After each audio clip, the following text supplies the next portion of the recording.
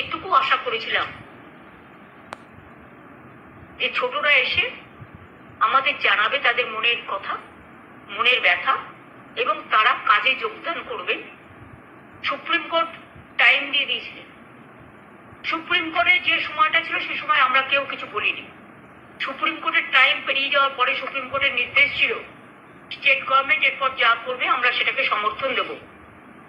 যতটুকু আমি জানি, যতটুকু দেখেছি সংবাদ মাধ্যমে, তারপরে কিন্তু আমরা ডেকেছি তাদের, 2 ঘন্টা অপেক্ষা করেছি, আসেনি। কালকেও বসেছিলাম, মিটিংটা সিএস ডেকেছিলেন, কিন্তু আমি বসেছিলাম যদি ওরা আসে আমি চলে যাব।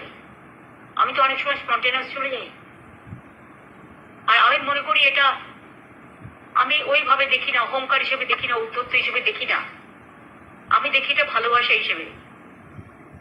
চিরকাল বড়রা ছোটদের ভালোবাসে।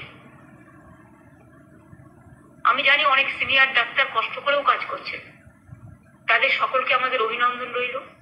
বাংলার মানুষের আবেগের কাছে আমি বলবো, আমি ক্ষমা চাইছি আপনাদের কাছে।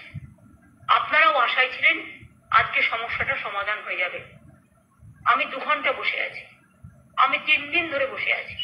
আমি শুধু একা নই, আমার সাথে হাইয়েস্ট অফিসিয়ালরা, যাদের বিরুদ্ধে ওরা কমপ্লেন সারাক্ষণ করে বেড়াচ্ছেন, যদিও তারা জয়েন করেছে কেউ 1 মাস আগে, এবং যাদের দায়িত্ব সবচেয়ে কি পোস্টে, তাদের কাউকে আমি রাখিনি মিটিং।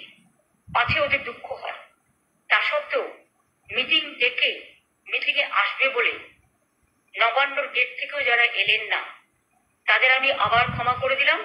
তাদের কাছে আমার আবেদন থাকবে, আপনারা কাজে যোগদান করুন, পেশেন্টদের বাঁচান, আর যেন কোনো মৃত্যু না হয় বাংলায়।